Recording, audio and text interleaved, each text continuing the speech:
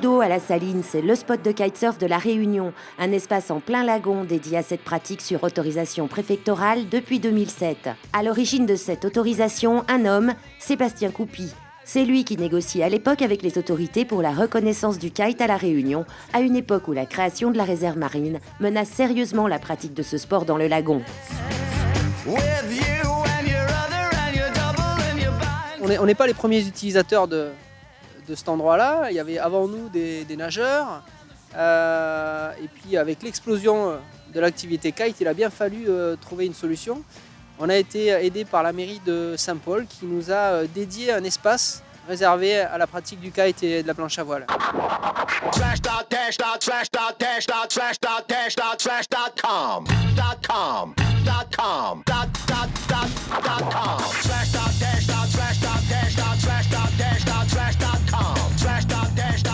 C'est un lagon qui se prête à l'activité kitesurf et planche à voile parce qu'il est situé sur une côte qui est ventée l'hiver en fait. Quand les alizés rentrent sur la Réunion, on a de la chance de pouvoir naviguer sur le lagon de la Saline.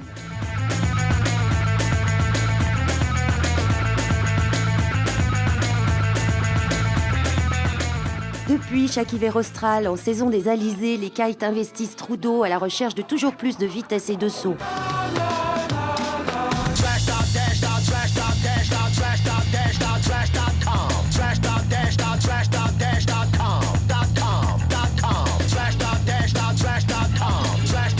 Alors la particularité du spot, c'est qu'on a un endroit qui est suffisamment grand pour pouvoir décoller les voiles, démêler les lignes et se mettre à l'eau en toute sécurité. L'ennemi numéro 1 du kitesurf, c'est avant tout les obstacles. Donc quand il y a des arbres, des maisons, ça devient un peu critique. Et sur le spot de Petit Trou d'eau, en fait, on a suffisamment de place pour pouvoir décoller les voiles et les poser tranquillement.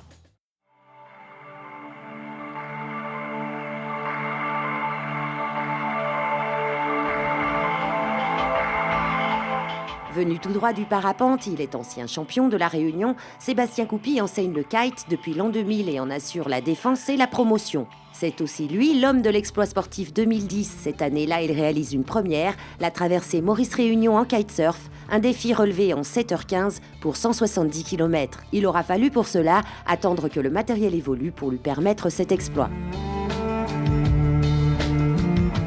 Alors le kitesurf, en fait, c'est le fruit de l'imagination de deux Bretons qui au départ ont inventé un cerf-volant de traction pour pallier à un dématage, au dématage d'un voilier par exemple. Donc, pour faire avancer le voilier, ils ont mis au point un cerf-volant qui pouvait redécoller une fois qu'il était tombé dans l'eau.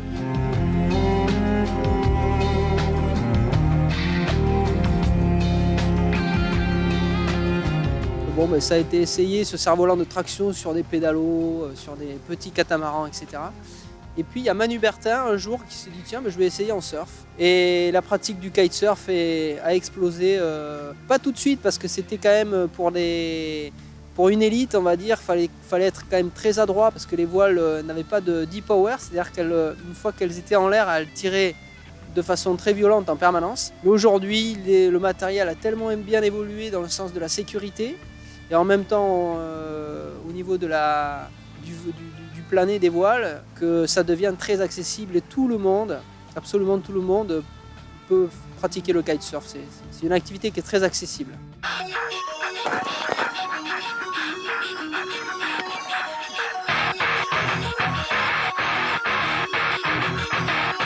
If you having girl problems, I feel bad for you, son. You got 99 problems, but a bitch ain't one. Hit me.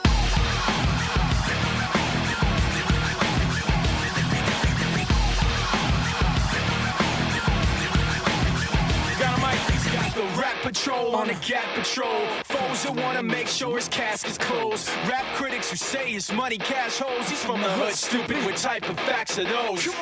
On est finalement debout sur une planche, à grande vitesse sur l'eau, et autour de nous, on n'a absolument rien. On a une voile qui est quand même assez loin, à 30 mètres devant nous, assez haut, et tout autour, il y a vraiment...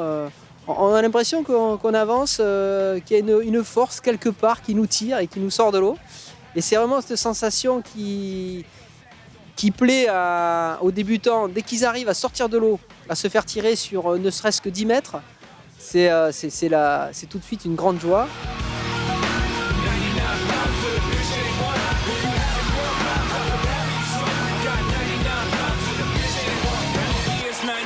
And my trunk is wrong in the rear.